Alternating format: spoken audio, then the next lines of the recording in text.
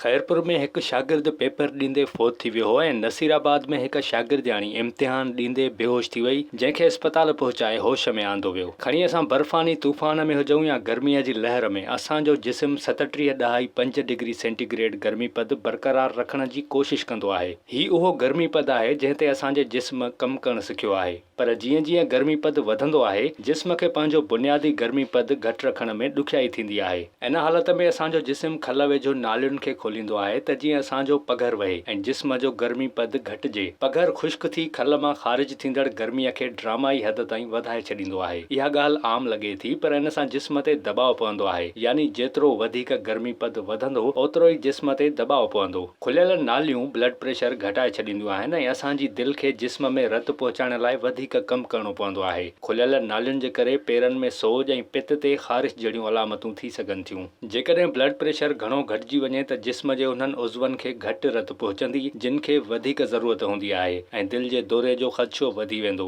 इन सां गॾोगॾु पघर वहण जे करे जिस्म में पाणी ऐं नमकियात जी खोट थियण जे करे जिस्म में तवाज़ुन तब्दील थी वेंदो आहे। इन्हनि अलामतुनि सां ब्लड प्रेशर जे करे ॾींहुं बि लॻी सघे थो, यानी हीट स्ट्रोक थी सघे थो, जंहिंजूं अलामतूं मथो फिरणु, बेहोश थियणु, ॻणती थियणु, उल्टी अचणु, जिस्म में छिक महसूस थियणु, मथे में सूर पवणु, वधीक पघर अचणु ऐं थकावट महसूस करणु आहे। जेकॾहिं कंहिंखे ॾींहुं लॻी वञे त छा कजे? जेकॾहिं जिस्म जो गर्मीपद अध कलाक में घटिजी वञे त का परेशानी जी ॻाल्हि नाहे। मुतासिर शख़्स खे थधी जाइ मुंतक़िल करियो, खेसि लेटायो ऐं संदसि पेरनि खे हल्को मथे करियो, खेसि वधीक पाणी पीआरियो ऐं रीहाइड्रेशन ड्रिंक्स या शरबत पीआरे सघजनि था। संदसि खल खे थधो करियो, थधे पाणी जी मदद सां उन ते स्प्रे करियो ऐं पखे जी हवा ॾियो। संदसि बग़लनि ऐं कंध जे वेझो बर्फ़ जूं ॻड़ियूं बि रखी सघजनि थियूं। जेकॾहिं हू 30 मिंटनि में बहितर महसूस न करे त इन जो मतिलबु आहे त खेसि हीट स्ट्रोक थी वियो आहे। इहा हिकु हंगामी सूरत हाल आहे ऐं अव्हां खे फौरी तौर तिबी अमले खे फ़ोन करणु घुर्जे। हीट स्ट्रोक जो शिकार थींदड़ माण्हुनि जो गर्मी लॻण बावजूदि पघर अचणु बंदि थी सघे थो।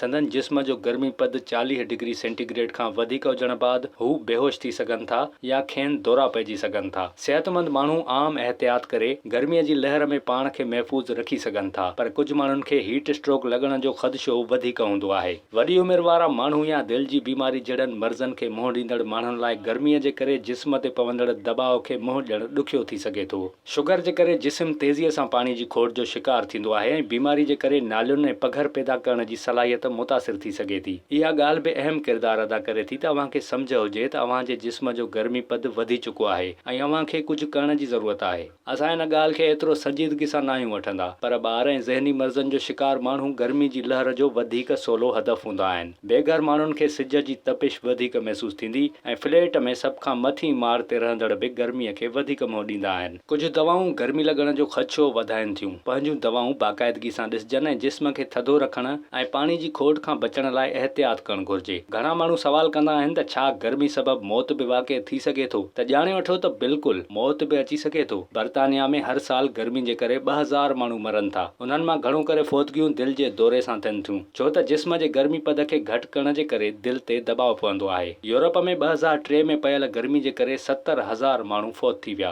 ॾींहं में जॾहिं उस घणी हूंदी त गर्मीपद बि उरूज ते हूंदो, पर राति जे वक़्त में गर्मीपद बि अहम किरदारु अदा करे थो। इन जो सबबु इहो आहे त असांजे जिस्म खे वक़फ़े जी ज़रूरत हूंदी आहे। जेकॾहिं जिस्म ते बुनियादी गर्मीपद घटि रखण जो दबाव ॾींहुं राति बरक़रार रहे त केतिरा ई मर्ज़ थियण जो ख़दशो वधी वेंदो। त पोइ गर्मी में छा करणु घुर्जे? इन हवाले सां तजवीज़ सवली ऐं सादी आहे। अव्हां थधा रहो ऐं जिस्म में पाणीअ जी खोट न थियण ॾियो। पाणी ऐं खीर पीअंदा रहो। चांहि ऐं काफ़ी बि ठीकु आहे, पर शराब खां पासो करियो, छो त इहा अव्हां जे जिस्म में पाणी जी खोट जो सबबु बणिजी सघे थो। बसि जिस्म खे थधो रखो। जेकॾहिं ॿाहिरि वधीक गर्मी आहे त दरियूं बंदि रखो ऐं पर्दा न हटायो। विज़िट कयो अवामी आवाज़ मीडिया ग्रुप जी वेबसाइट awamiawaz.pk